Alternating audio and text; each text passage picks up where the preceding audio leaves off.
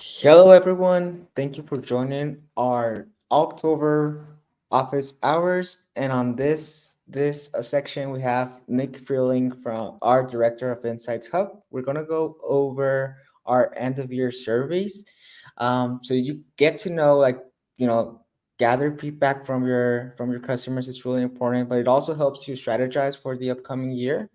It also creates a channel of communication with your customers, and it helps you understand your product. It helps you understand what pain points you can, what pain points you have. It Mhm. helps you gather all of your insights so that you can do product updates. So yeah, Nick, why don't we kick off this by by some examples, so we can start Yeah, yeah. this off steps. Yeah, awesome. Yeah, so Question Pro Research Suite, Research Edition, as a lot of you watching this will probably know, it's a full service market research insights platform, all based around the idea of gathering data through surveys. It's probably something everybody already knows, but just to establish the baseline here, one of those kinds of surveys, so I'm actually going to take us back in time, back like early 2000s, like the very beginning of kind of online data collection through surveys, data collecting data from real human beings via online surveys. It wasn't as easy back then as it is to do now. I mean, now I tell people that you take surveys several times a day, you don't even know it sometimes. And that's kind of how our platform is made. You can get kind of continuous feedback, attach surveys to different pieces of your product, pieces of your, app users experience. Every time you get a service from, a plumber or an electrician, you're getting some type of feedback. Um, Back in the day, when this kind of first started, it was about surveys. You would get like a satisfaction survey, an NPS survey, maybe once a quarter or once a year, and that would kind of be, that gave firms back then a lot of data to look at, a lot of data to work with over the next quarter or over the next year. It took a while to compile the reports. There wasn't kind of like we have automated data visualization now that we didn't have back then. So it's a different experience now, but those quarterly and end of year surveys are still really important today. I see a lot of teams get really caught up in the data. They get really worried. I've done, I don't know how many surveys for teams that, they see one bad response come in real time and they reach out and they're like, hey, what's going on? Why did this happen? I want to talk to this person. That's fine. You can reach out to people in a customer service kind of way. But that's not what this kind of feedback is for. It's really important to get like a good time, consistent, and an equally sized kind of slice of data from a time segment, from a quarter, what we're talking about today's end of year, and then use that to kind of benchmark your success, your progress, maybe your regress over time. So does that kind of make? Does I think that makes sense? Yeah, makes perfect sense, Nick. Totally. I do agree with you. I mean, it actually helps you. It's totally a different approach from NPS, like we've seen in the previous years. But yeah, makes perfect sense. Yeah. Yeah, exactly. So, end of your surveys, we have a few best practices. I do suggest if you're watching this, if you have a license with us, to run an end of year survey in some way. You might not want to build out like a full suite of research surveys, just for like what is it, 2 months will be at the end of the year. But start somewhere to give yourself a benchmark because, like I said, it's really easy to get caught up in like, let's say you had a bad quarter last quarter, or you've struggled with customer service issues, a certain season of this year. What does the average look like? What does it look like over the course of the past 12 months? How do people, when they're asked about, their general perception of your service, your quality, your brand, your messaging, at the end of the year, how do they think about it, regardless of what they've said, in surveys here and there? Like example is I take Uber a lot, and Okay. sometimes I'll have a bad experience, and I'll give it a low score. I might have another bad experience, give it a low score again. But like at the end of the year, like how has your experience been? It's been good. Even if like I had some, a lot of really bad experiences, like I'm going to use it, at least me. It's some other people might be different, but I'm going to use it. I like the app. It's convenient. My expectations, might have even be higher just because I use it so much. So this is the kind of thing that these end of year surveys kind of can really help you to benchmark, if that makes sense.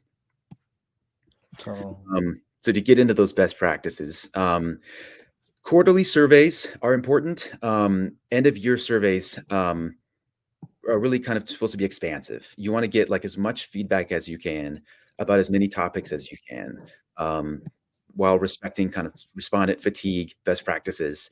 But ask a lot of questions to give yourself a benchmark for things you might not be asking about every quarter or every time there's a touch point between you and your customer. There are things you don't necessarily want to ask, like, your brand perception. Every time someone, uses Uber, what do you think about the Uber brand? It's probably pointless. You want, brand perception is a good example of that's a big picture view, a zoomed out view.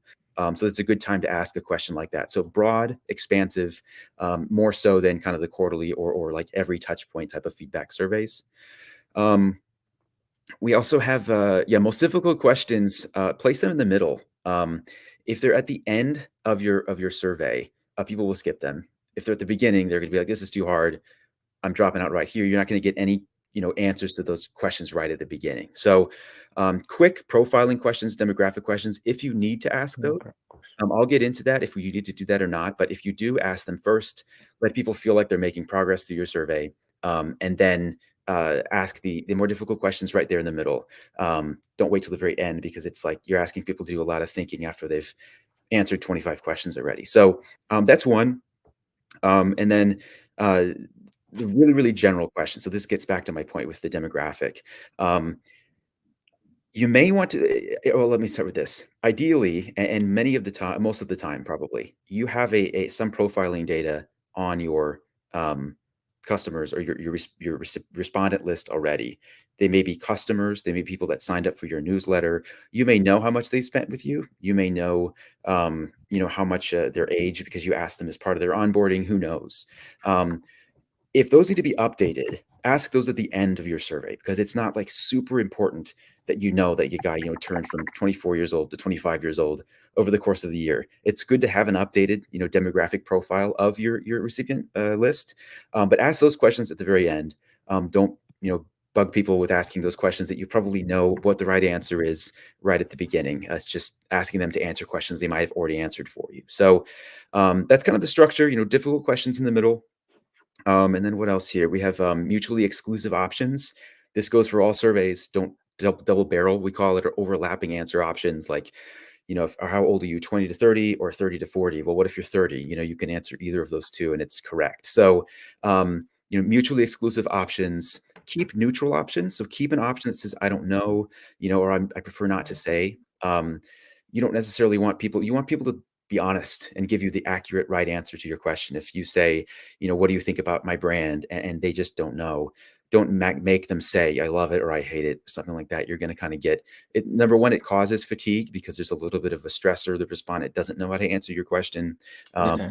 But you want to know if they're like, I don't have an opinion. A branding expert, I promise you, wants to know if that's how most people feel. So, and then a thank you page at the end, because this is something you're sending out probably to a list of people that at the end of the year, your customers, maybe your employees, is an HR survey. A thank you question, kind of just, this is an experience they went through, so it's part of your brand. But also you want them to take more surveys in the future. So you want to make sure they're recognized for their time. Probably somebody that went through this whole thing is somebody that does care about your brand or your product or your service. And I think it's a good idea to make sure that it's not like, hey, survey's over, that's it. We'll ask you another survey next year, but more, hey, thank you for your, for engaging with us. Thank you for your purchases over the year, for being a valued customer, whatever it is. Totally. I think many people have this question, Nick, but what would you suggest to keep it at a medium sized, keep it at extensive size? How big should a net end of year survey be? You mean the length of the survey itself? That's correct.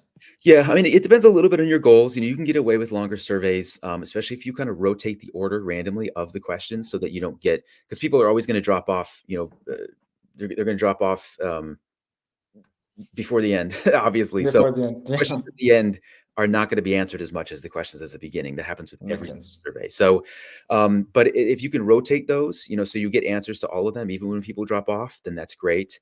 I always say, like, rule of thumb, like for a survey you're sending to your customers, you don't want to frustrate them. You don't want to annoy them. Keep it short, like 10 to 15 questions. But it's really not so important, though, that the type of, or how many questions. It's more important the type of questions and how you word them. You don't want people to Quality. you don't want people to have to think about their answer. If you ask them a question, the thing that pops in their head right away should be written right there on the page. They should see it, or on the screen. They should see it, just touch it, and that's it. They don't have to think about it. So like an example is a demographic, like, what is your gender, male, female, other. They don't have to think about that. They know what that answer is. They touch it, it's done. Move on to the next question. All of your questions should be like that. So it's not like, let's say you're asking, what do you think about our brand? That's a big, wide open question. I promise you, all that people are going to do is they're going to say, I like it, if they like it.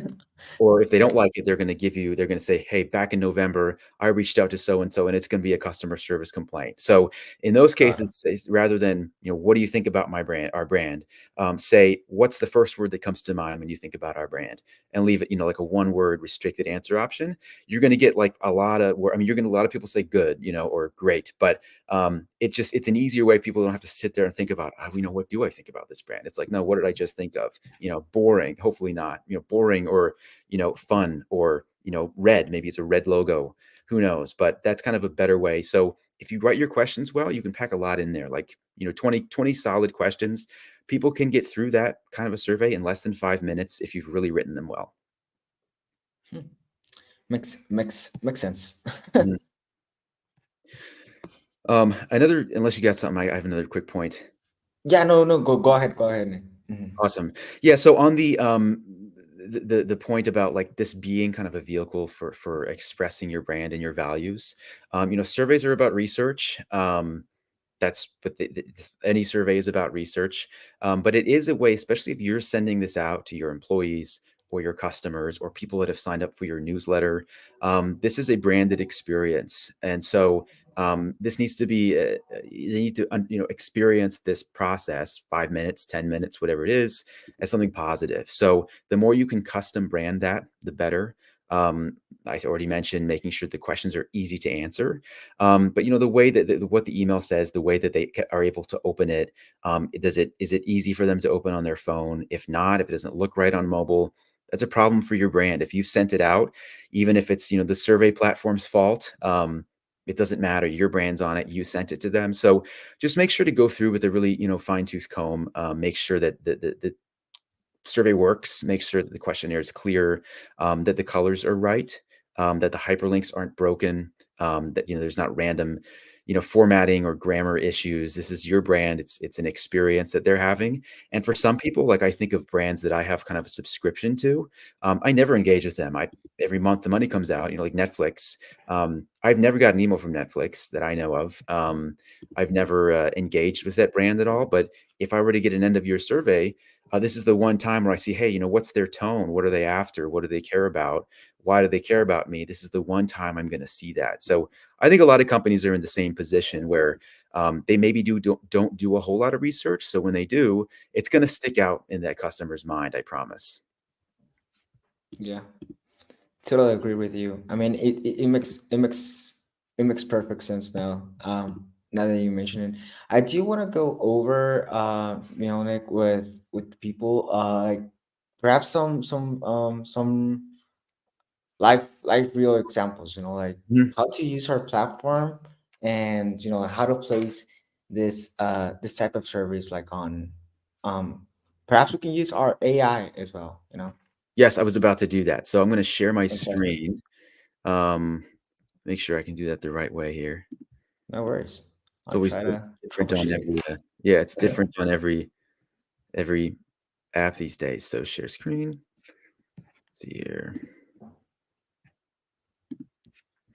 Can you see that?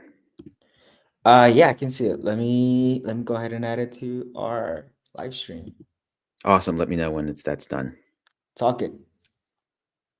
Is it good? Yeah, it's good. Yeah, Awesome. it's not live. Okay, great. Yeah, so this is a test survey. It's blank. I just named it, just opened it. That's all I've done is named it test survey. So let's do let's say we're I said Netflix before. Let's say we're like Netflix, or we're a video streaming service of some kind. Let's make it a little more interesting. Let's say we're like a specific what is it? I just saw some surfers the other day at the beach here in Florida. So let's say it's a surfing channel or surf channel. I think that's a thing. Live streaming service. So it's specifically for surfing. Um, So I'm gonna do this build with QXBot, and I actually demoed this at X Day last week. Wow. Got a lot of Okay. great reviews, great feedback on this. So I'm gonna say this. Let's say we want to survey our subscribers, people that are paying for our service already. We do marketing, they sign up, they get the service, but we've never asked them any questions before. Year's end is coming up. We want to know just generally what they think about their experience. We have no data on this yet. So a customer experience survey for surfing channel streaming service. I'm just going to see what happens. This is always a little trial and error. Um, Surfing, I'm going to say TV. I know we don't really say TV anymore, but I want to make sure that it's clear. Okay, so I'm going to click go. It's adding these demographic questions automatically. That's going to be really valuable for us. Maybe we don't ask this during onboarding. And it's going to take a little longer to write the actual questions. Let's see, is it still working here? Yeah, still working. So let's see what we get. Hey, Jesus, did you ever go surfing? Not really. I think I think it's a really hard sport, to be honest. Have you done surf? I mean, yeah. I mean, probably no, not at all. No, actually, no. I live in Florida, near the beach, but yeah, it looks way too hard. Yeah, But maybe if I yeah, was still a kid, I'd learn, I'd take lessons or something. But now it's like I'm happy enough to just sit there and not do it and watch them. But yeah. okay, I can so totally swim in the sea, but not definitely not surfing. yeah, and like, I'm happy enough just to swim, rather than try to stand up on a surfboard. So, so here we go. How satisfied are you with the surfing TV streaming service? This is a good Likert scale. It's got that neutral option we talked about. Mhm. Which of the following features do you use? So obviously, QXBot doesn't know that we have these features, but it understands the kind of questions we're after, and it understands that this is I put streaming service in that question generator. So these are things that we probably do have. Live replay. I don't know if it's called replay, but there's rewind. Online chat. Maybe you don't have that. Image gallery feature, maybe not. But at any rate, I can delete this question. I can change the answer options. I can change the wording of the question, which I'll show you in a minute. How frequently do you use surfing TV? It's a good question, well written. You can be more granular if you'd like. How would you rate the speed of the streaming service? See, great question for a streaming service, and Totally. QXBudget just knows that. So a lot of different things here. So you got an open-ended question here in the middle, which is a good place for it. A few other open-endeds. Let's see here. Yeah, and then the demographics there at the end. So if there's any demographics that you like, I am like the example I gave was a streaming service that has no data on anyone. What then is maybe you need some of that data. You just really, really want to know. Put those questions at the beginning. Like if you have a lot of uncertainty about like, the gender composition of your viewers, you can move that to the beginning. But a lot of these you can leave at the end if it's not so important. Or if you already have this data in your data set before you send out the survey. So this all looks pretty good to me. I can't edit them in this view. So I'm going to check all questions, add 22 questions. So they're all added to my survey. Let's see here. There's one I was going to change. So yeah, so like this one, which of the following features do you use while watching a show on surfing TV? We don't have online chat. I don't really know what that would be in the context of the show, but I'm going to remove that. Image gallery feature, notch high res. Let's say live replay. Let me do this. Let me do split screen viewing. Something like that. So I've changed the answer option. It's done. Let's say on these two, I want to rotate the order of these. So you can rotate the answer display order. So what happens in surveys is people kind of tend to read the first few and they just answer. And if they've given an answer, they usually feel pretty good about moving on. So we want to rotate the order of these so they're always in a random order for every respondent. I'm going to say answer display order random. There we go. And let me see So these. every time they click the link, it will be randomly adjusted, correct? Yeah, well, every respondent will see these in a different order. Oh, Yes. interesting. Okay. Yeah, and it's a good way. It's not so important for 3 options, but if you have, 50 options, like if you're asking people, what are your favorite sports, and you've listed 30 sports, whichever one, it's a long list, and so users are probably not going to go through that whole list and check every one if they've checked, like, I like NFL football. So if I see that at the top, that's like 90% of my, my viewing is football, American football. I'll check that. I'll probably just move on rather than read through 30 more. So it's better when you have that randomization, so that, hey, if that's NFL happens to be at the end, I'm only going to see it when I get to the end. And along the way, I might be like, oh yeah, I do watch, every year I watch the World Series, or every year I watch, or every 4 years I watch the World Cup, or whatever it is. So randomizing the order of those is pretty important. Longer lists, more important. Everything else here looks good. I like to kind of make my Likert scales horizontal. So I'm going to click settings, question layout horizontal. It just it's a little more intuitive to me because Hmm. I don't know, people, again, they kind of start at the top. When it's like this, people tend to start right there in the middle. Um, Everything else looks pretty good. What's following sources do you watch content? Original, third party, user generated. Just make sure you have all those, but it looks pretty good to me. So this survey is done. And then sending this out is as easy as clicking distribute. You can upload or add your own contact list. And if you have other variables that you know about for these respondents, you can append those and then make sure that you can do that in the analysis. Can analyze by age or by gender if that's something you already have on these individual respondents, because everyone gets their own link, own unique link. So does that make sense? Do you think I covered everything? Yeah, I think you basically went over how to create this end of year surveys and the best practices around it. So, yeah, I think we're Mhm. good with this one.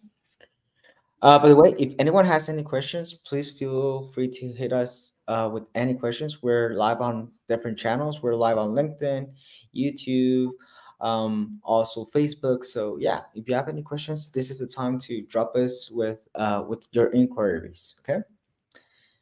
Yeah, awesome. Um, Did any questions come in yet? no questions whatsoever from the audience, but I do have some that we recollected over the past few days while Okay. doing while doing this. But yeah, I think we went over this a little bit, Nick. But I just want to recap on this. But why do end of year surveys? hmm Yeah, again, it's to make sure you have a bird's eye view of things. Um, you might see, because you're sending out satisfaction surveys. Let's say every time, let's say you're Uber, like I said, and every time someone takes a ride, they take a survey about how their experience was, and there you have an average number there, and you're always going to have that. Your answers to an end of year survey might be pretty different. When people are answering "How was your ride?" It's very different than "How is Uber? How do you like Uber?" You may have a really high scores on that front. The other thing is, I've seen this happen, is you can have really high scores on experience, each individual experience. Every time it's 5 star, every time I got to where I wanted to go. But then you ask at the end of the year, what do you think about Uber? And they could be lower. And there's a host of reasons why. It might be because the reason why you don't like it has nothing to do with the quality of the service. It might have everything to do with the branding, with a particular stance they've taken on an issue. Who knows what. But the experience that you have in the moment is not a good way to gauge like general broad overall satisfaction or experience with an entire brand all at once. So that's what I think. And then of course, companies that aren't doing experience surveys every single time, they don't have any data, and these end of year surveys are important. In that case, probably should do more than just end of year. But it's a place to start, like with the Surfing TV or Surf TV channel I made up. That really gives them a lot of material to work with. It's long production cycles on shows and programming. It gives them a lot, and it's not asking people like right in the moment, what do you want to see? It's more, here's an end of year survey, because we want to create content for like the following full year, now. So yeah, I think it's a bird's eye view. It's kind of a benchmark. Makes perfect sense. I do have another question here. Mhm. When is the right time to send the end of year surveys? Is it by the end of the year, or what would be your suggestion on this? Yeah, I would suggest December 1st, or as close to it. It doesn't have to be exactly, but December is the end of the year for as far as everyone's concerned. Last week of December is usually a wash for most people, consumers, at least in many parts of the world. So I'd send it at the beginning of December, leave it open for a while, maybe do one last push at the very end of the year. But if you see that there's differences in the responses from your initial launch at the beginning of December versus the last week of December, if there's like a trend, just keep that in mind. There's people answering your survey on Christmas Day might feel differently about the brand on that day than they do every other day of the year. So, beginning of the month, ideally. Beginning of the month, ideally. Mhm. Noted. I do have a question right here from a person in our audience. It's how to increase response rates. Um, yeah, Mhm. basically, what would be the best suggestion to increase response rates on this type of survey? Yeah, so if you're sending an email out to a list of consumers that you know, your customers, your newsletter subscribers, um, an incentive of some kind is how we talk about it in the survey world. How are you going to incentivize those consumers?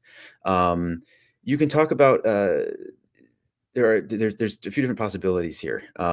You can offer a gift card or a coupon to every single respondent, Mm. recipient of that survey. We offer that kind of thing built into our survey platform.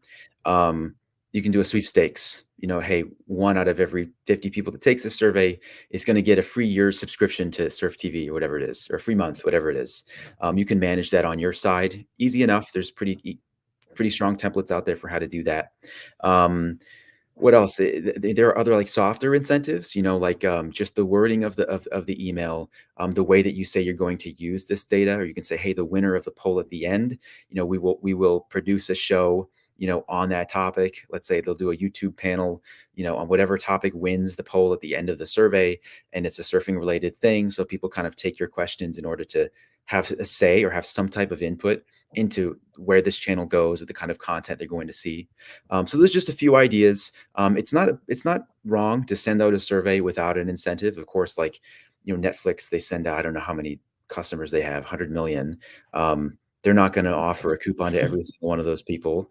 They're not going to do a sweepstakes. So, but they're going to get, even if they offer no incentive, they're going to get a lot of data. So it's not bad to do. I've launched surveys before to 250, 300,000 people, no incentive. You'll still get a few thousand responses if it's a well-written survey.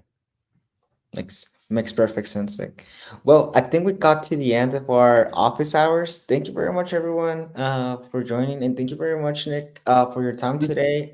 You shared really good insights about the end of year surveys, and I hope this data was really useful for you, the people watching this video.